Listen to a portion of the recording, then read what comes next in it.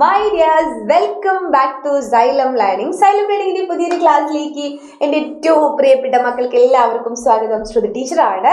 അപ്പൊ നമ്മള് പല കാര്യങ്ങളും ഇങ്ങനെ പഠിച്ചുകൊണ്ടിരിക്കുന്നുണ്ട് അല്ലേ? പഠിക്കുന്ന കൂട്ടത്തില് കടങ്കഥകളും പഴഞ്ചൊല്ലുകളും ഒക്കെ നമ്മൾ പഠിക്കണം. ഇതെന്തിനാണെന്നറിയോ? നിങ്ങൾക്ക് പരീക്ഷയ്ക്ക് സാധാരണ വരാറ് എങ്ങനെയാണെന്നറിയോ? കടങ്കഥകളും പഴഞ്ചൊല്ലുകളൊക്കെ കടങ്കഥകളാണ് കൂടുതൽ പദപ്രശ്നമായിട്ട് വരാറ്. അപ്പൊ പദപ്രശ്നം വരുന്ന സമയത്ത് വലത്തോട്ട് എന്നും പറഞ്ഞൊരു ചോദ്യം വരും. കുറെ കള്ളിയൊക്കെ വരച്ചിട്ട്. അപ്പൊ നിങ്ങൾ എന്ത് എഴുതണം? നമ്മുടെ ഈ കടങ്കഥയുടെ ഉത്തരമായിരിക്കും അവിടെ എഴുതേണ്ടി വരിക. അപ്പൊ ആദ്യത്തത് ഞാൻ പറയാം, നോക്കാം. എല്ലാവർക്കും ആനയെ കണ്ടിട്ടുണ്ടോ? ആനയെ കുറിച്ചുള്ള ഒരു കടങ്കഥയാണ്. കടങ്കഥയുടെ ഉത്തരം നിങ്ങൾ ടപ്പേന്ന് പറഞ്ഞ് പറയുന്ന എനിക്കറിയാം, എന്നാലും ഒന്ന് കേട്ട് നോക്കാം കേട്ടോ. കരി പോലെ നിറമുണ്ടേ, കരിമേഘപ്പരു വയറുണ്ടേ, കാൽത്തൂണുകൾ നാലുണ്ടേ, മൂക്കറ്റൻ കൈയുണ്ടേ. ശരിയല്ലേ? കരി പോലെ നിറമുണ്ട്, കറുത്ത നിറം അല്ലേ? കരി പോലെ നിറമുണ്ടേ, കരിമേഘപ്പരു വയറുണ്ടേ. പിന്നെയോ കാൽത്തൂണുകൾ നാലുണ്ടേ, 4 തൂണ് പോലുള്ള കാലുണ്ട് എന്ന്.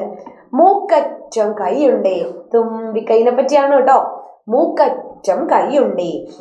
അപ്പോൾ ഇത് ആനയെ കുറിച്ചുള്ള ഒരു കടങ്കഥയാണ്. ഇങ്ങനെ വന്നു കഴിഞ്ഞാൽ നിങ്ങൾ എന്ത് എഴുതണം?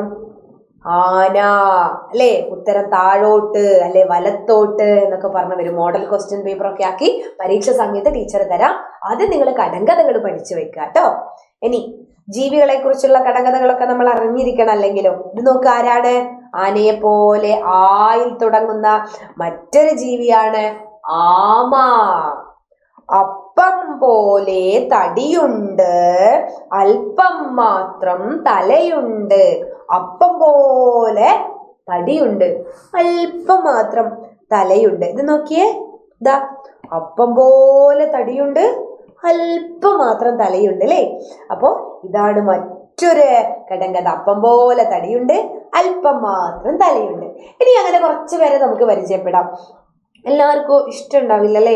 തേരട്ട യു എന്നൊക്കെ പറയും. അത് കണ്ടാലൊരു വണ്ടി പോലുണ്ട്. കണ്ടാലൊരു വണ്ടി, തൊട്ടാലൊരു ചക്രം. നോക്കിയ, കണ്ടാലൊരു വണ്ടി പോലെ ഉണ്ട്, തൊട്ടാലോ ഒരു ചക്രം പോലെ ഇങ്ങനെ ചുരുണ്ടുപോലെ. തേരട്ട എല്ലാരും കണ്ടിട്ടില്ലേ? തേരട്ട. ഇനി ഉറങ്ങും പക്ഷെ കണ്ണടക്കില്ല. ഉറങ്ങും പക്ഷെ കണ്ണടക്കില്ല. മീനാണ്. ഉറങ്ങും പക്ഷെ കണ്ണടക്കില്ല മീൻ ഉറങ്ങുമ്പോ. അപ്പൊ കണ്ണടയ്ക്കാതെ ഉറങ്ങുന്ന ഒരു ജീവിയാണ് മീൻ അല്ലേ? മത്സ്യം.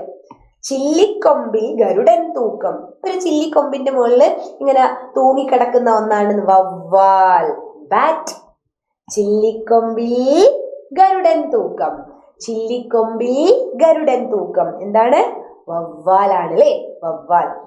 ഇടവഴിയിലൂടെ കരിവടിയോടി. ഇടവഴിയിലൂടെ കരിവടിയോടി.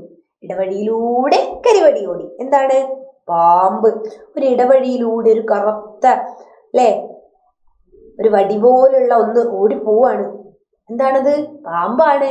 ഇടവഴിയിലൂടെ കരിവടിയോടി. അപ്പൊ നമ്മൾ ഇതിപ്പോ എത്ര പഠിച്ചു? 4-5 പഠിച്ചു അല്ലേ? ആനയും ആമയും തേരട്ടയും മീനും വവ്വാലും പാമ്പും ഒക്കെ നമ്മൾ പഠിച്ചു. അപ്പൊ ഇതെല്ലാം വീണ്ടും വീണ്ടും ഒന്ന് കേട്ട് നോക്കുക. കാരണം എന്താണ്? നിങ്ങൾക്ക് സ്കൂളുകളിൽ മത്സരങ്ങൾ ഉണ്ടാവും, അതല്ലാതെ പരീക്ഷയ്ക്കും പദപ്രശ്നമായിട്ടൊക്കെ വരാറുണ്ട്. അപ്പൊ എല്ലാ കുട്ടികളും എന്ത് ചെയ്യുക? ഇത് വീണ്ടും വീണ്ടും കാണുക, ഇത് പഠിക്കുക കേട്ടോ. കണ്ടാലൊരു വണ്ടി, തൊട്ടാലൊരു ചക്രം. എന്തായിരുന്നു? തേരട്ട. അപ്പോൾ ഇതാണ് എനിക്ക് ഇന്ന് പറയാനുള്ളത്. വീണ്ടും ടീച്ചർ വരാം. എൻ്റെ പേര് ശ്രുതി എന്നാണ്. അടുത്ത ക്ലാസ്സിൽ കാണാം. ബൈ.